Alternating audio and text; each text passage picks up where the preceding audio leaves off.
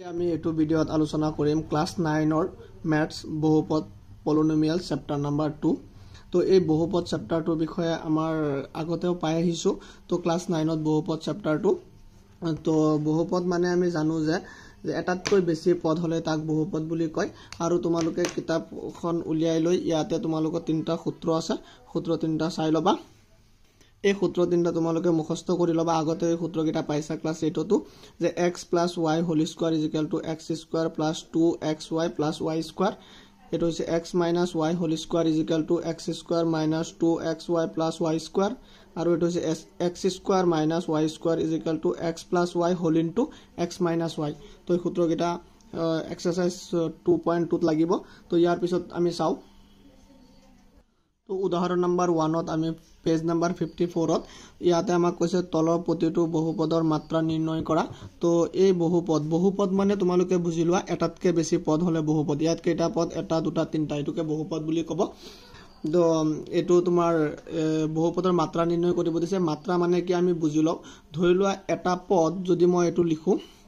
যে 5x³ তো ইয়াতে 5 টো হৈছে সহগ x টো হৈছে চলক আৰু এই ওপৰৰ পাৱাৰটোক মাত্ৰা বুলি কয় বা সূচক বুলি কয় মনত ৰাখিবা তো ইয়াক কৈছে যে তলৰ প্ৰতিটো বহুপদৰ মাত্ৰা নিৰ্ণয় কৰিব লাগে তো এই বহুপদৰ মাত্ৰা কিমান ইয়াত আছে 5 ইয়াত আছে 4 তো ইয়াৰ বহুপদৰ মাত্ৰাটো হ'ব 5 কাৰণ যে আমি চাব লাগিব এটা বহুপদৰ যে হাইয়েস্ট পাৱাৰটো যে ডাঙৰ মানটোৱে বহুপদৰ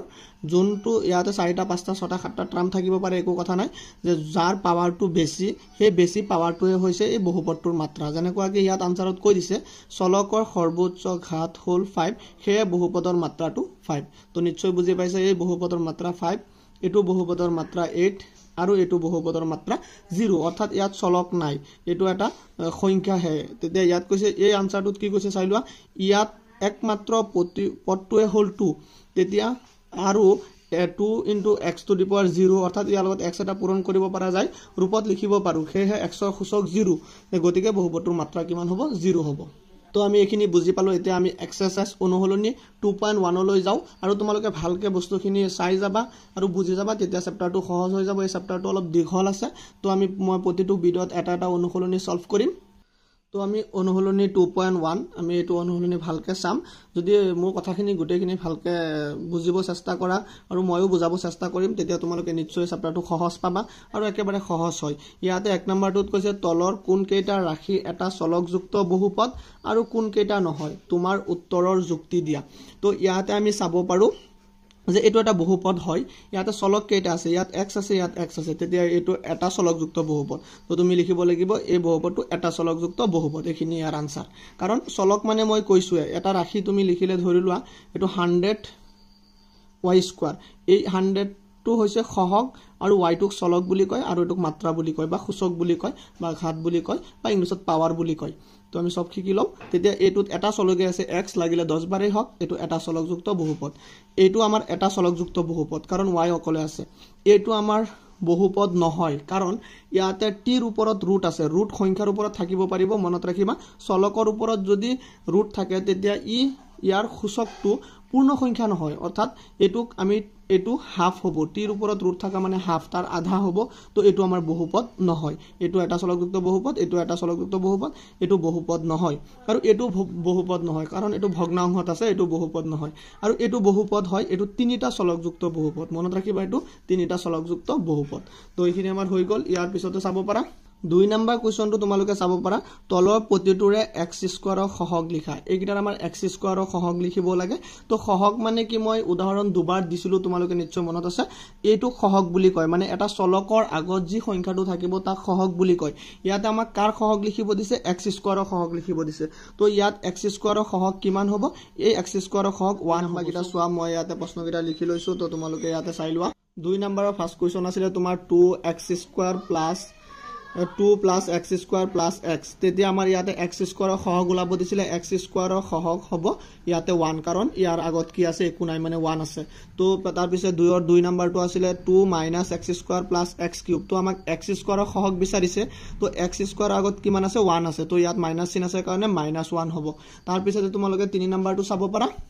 2 3 নম্বৰ কোৱেশ্যনটো আছে π/2 এটোক পাই বুলি কয় π/2 x² + x তো ইয়াতে x² সহগ কি আছে π/2 মানে x² আগত যি থাকিব হেতুৱে তেতিয়া তুমি 4 নম্বৰটো চাব পাৰা 2 ৰ 4 নম্বৰটো √2x - 1 তো ইয়াতে x² নাই হেকাৰণে আমাৰ কি হ'ব x² সহগ হ'ব 0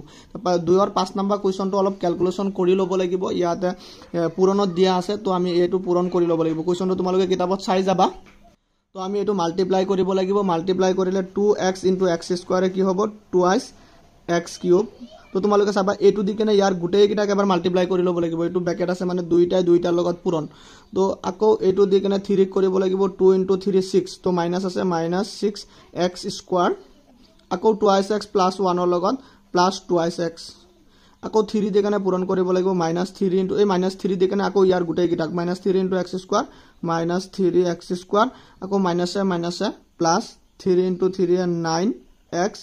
তাৰপিছে মাইনাসে প্লাসে -3 * 1 3 তো ইয়াৰ পিছতে আমি কি কৰিম x³ to x³ 2x³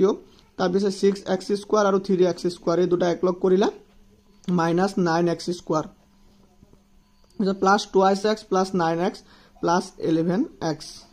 আৰু কি আছে -3 তো ইয়াতে আমি এটা বহুপদ পালো এটো ত্ৰিঘাত বহুপদ বুলি কয় এটো হাইয়েস্ট পাৱাৰ 3 আছে ত্ৰিঘাত বহুপদ বুলি কয় তো এই বহুপদটোত x² ৰ সহগ কিমান আছে তোমালোকে চাবই পাৰা যে x² ৰ সহগ আছে -9 তো ইয়াৰ আনসাৰ হ'ব -9 নিশ্চয় বুজি পাইছা ইয়াৰ আগত 3 নম্বৰ কোৱেশ্যন কিটা চোৱা কোৱেশ্যনটো হৈছে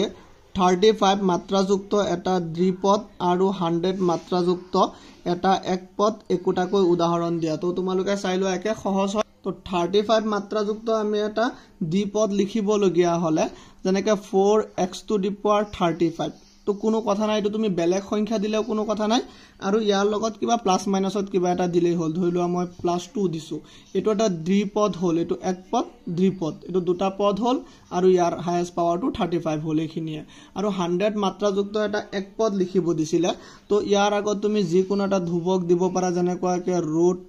√5 যে ইয়াতে x এ দিব লাগিব কোনো কথা নহয় এটা যি কোনো এটা চলক দিলেই হল ধৰিলো মই y দিছো y⁴100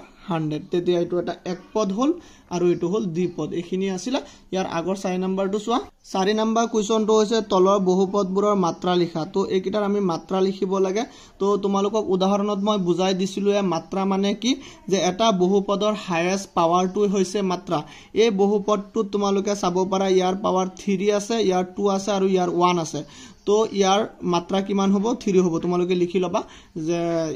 এতেকে এই বহুপদটোৰ মাত্ৰা হল 3 আৰু এই বহুপদটোৰ মাত্ৰা 2 ইয়াতে স্কয়াৰ আছে 2 আৰু এই বহুপদটোৰ মাত্ৰা হৈছে 1 টিৰ ওপৰত এটা 1 আছে আৰু এই বহুপদটোৰ মাত্ৰা হৈছে 0 কিয় এটো এটা একপদ হয় আৰু ইয়াৰ